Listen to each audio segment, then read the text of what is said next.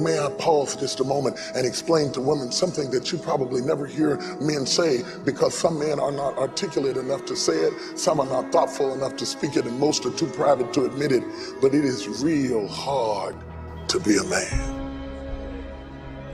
Now, you have a whole lot of materials and information that undergirds the challenges you go through, and I'm not minimizing what you go through at all, because you go through a whole lot. But just let me tell you, just so that you will know, since you have never spent not one day as a man, let me inform you quite clearly and emphatically that it is hard to be a man.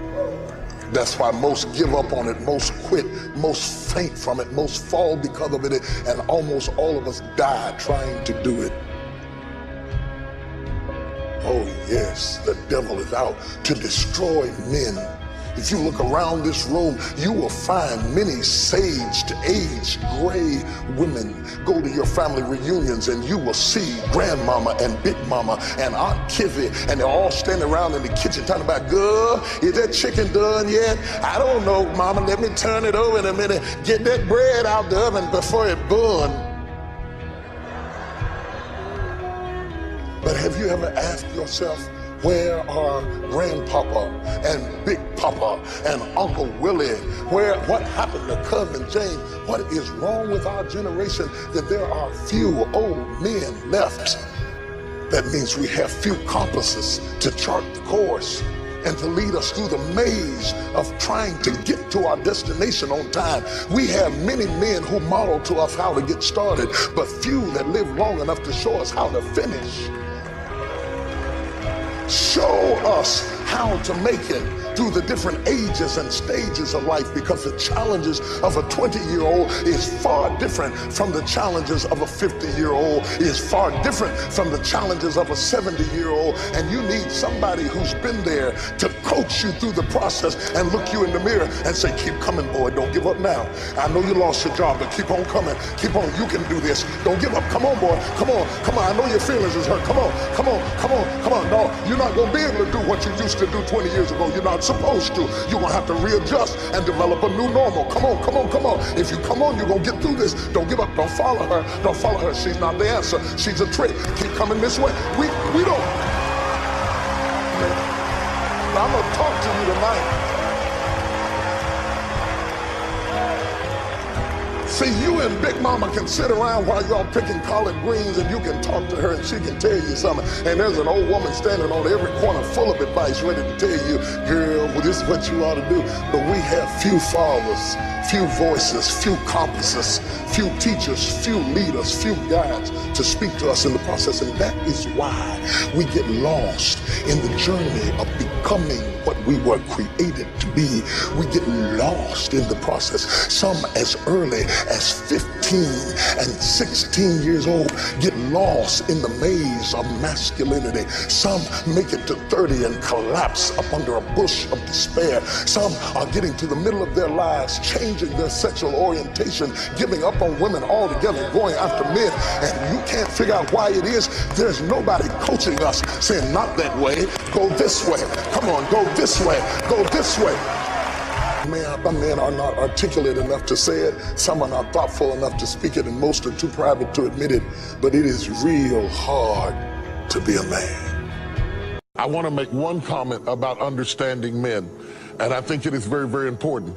Most women in our society were raised in homes where there either was no father, or he was a workaholic, or he was a silent person. So the man becomes, the male persona becomes a mystery in the woman's life. Because he is a mystery, we always crave not what we got, we crave what we didn't get.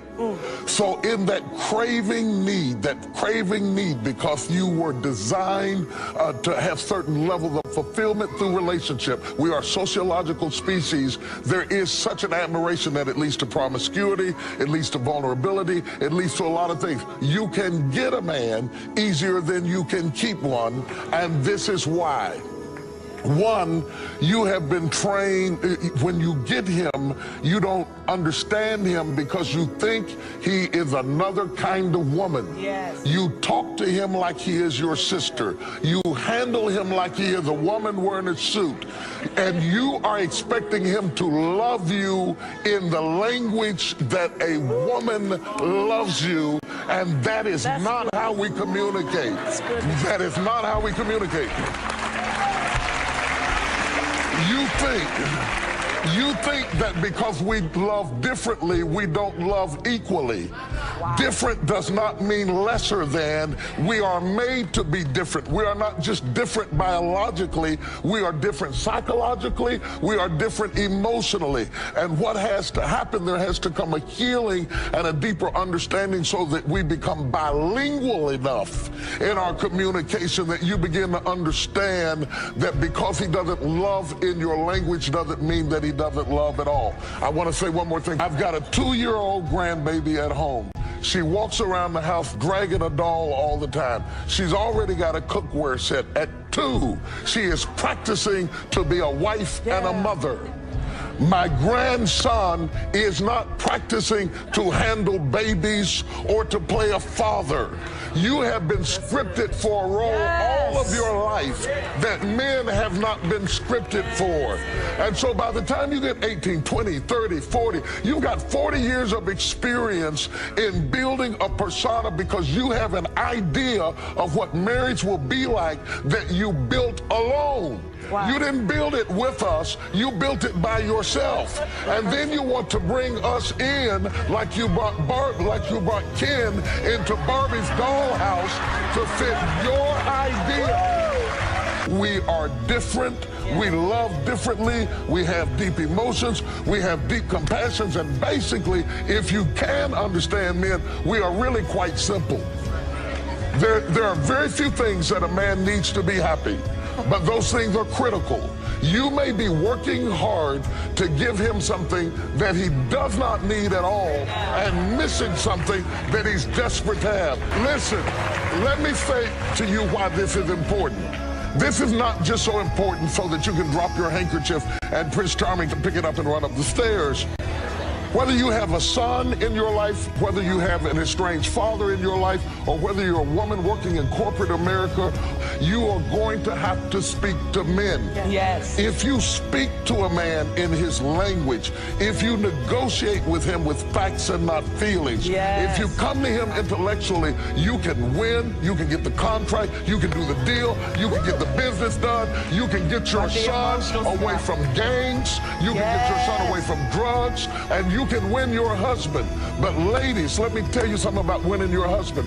Be his wife, not his pastor. Stop preaching to him.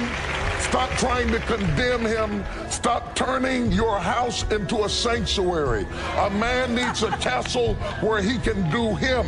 And when you start using the pastor against him, you make men hate church. The man must be the king in his house. Don't bring any other man's image in the house. Am I right about it? And I think it was important to say to women thou art loose, but I want to say something to my sisters, and I want you to understand me well. The enemy does want to bind you. He does want to bind you. But I want to tell you something, sisters. The enemy really isn't after you. He really isn't after you. He wants to bind you. But he doesn't have to worry about killing you. You remember when David came down to Ziklag and the women were taken into captivity and the men had to go get the women and get them out. When he brought those women out of captivity, encouraged himself in the Lord and saw them transform, they didn't kill the women, they trapped them. And all through the Bible talks about women being trapped, talks about silly women being trapped, because the enemy wants to trap women, but he wants to kill men. So to the woman, we are talking about woman thou art loose, but when it comes to the man, we are fighting for our lives because the devil wants to kill men. You know why? I want you to understand what's going on, sister. The enemy knows that if he kills your man or your son or your father, He doesn't have to kill you. You'll spend the rest of your life with your heart broken over who fell apart, who didn't love you, who didn't raise you, who didn't turn out like you thought, who wasn't there for you. He'll break your heart with what he does to your son and what happened to your father or what happened to your husband or your boyfriend, and he'll break your back as you carry weight that you were never built to carry because you had no man to stand by your side. And he'll seek to terminate and destroy the life of men because he knows he gets 2 for 1. When he gets a man, he gets you too. That's why in the book, in the Bible, it talks about in the King James Version to destroy everyone that pisses against the wall. It means to destroy everything that stands up when it urinates. The devil is after men. That's why when Moses was born, there was a decree made by Pharaoh to destroy every male child under 2 years old. He didn't wait till they got old. He started out early wanting to kill them lest they become kings and giants and enter into their destiny. Men are on the hit list of hell. That's why when the baby Jesus was born, Joseph had to take him down into Egypt and hide him for 2 years because Satan had a contract out for men and he was willing to kill every male child until he got to that child, because the prophecy in the book of Genesis said that the seed of the woman would rise up and bruise the head of the seed of the serpent. My sister, he's not after you, he's after your seed. Well, what seed does the woman have? The woman's seed is her son. The prophecy is in the male child. He wants to kill your seed, your son, your father, the masculine voice in your house, until it becomes strange to your daughter to hear a man's voice in the house. So she'll be so desperate for the voice of a man or the touch of a man that the only man who ever touched her was the man who was laying on top of her. He's after the male child. That's why male children die of crib death more readily than women. More male stillborns than female. I don't just have to stay in the spirit, we can go in the natural. Our male baby boys die more readily at early ages, contract more diseases than their female counterparts. Hear me good. That's why insurance companies are predisposed to expect the man to die.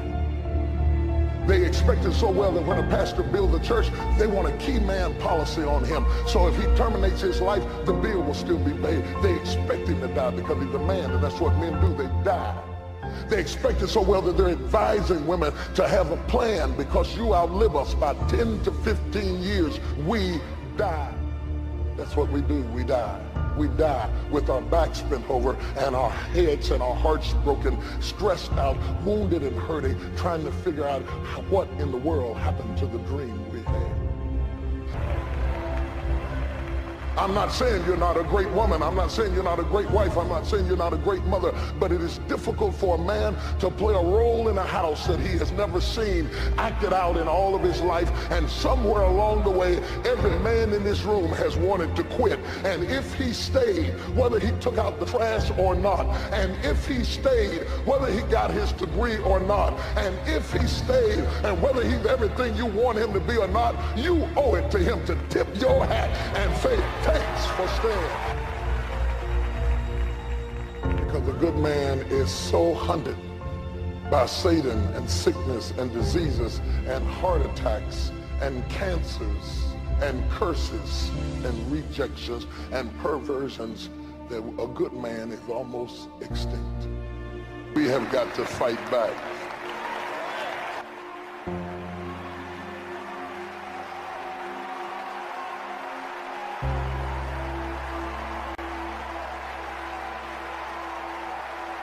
Was a man's life. Because he is a mystery, we always crave not what we got, we crave what we didn't get. So in that craving need, because you were designed to have certain levels of fulfillment through relationship, we are a sociological species, there is such an admiration that it leads to promiscuity, it leads to vulnerability, it leads to a lot of things.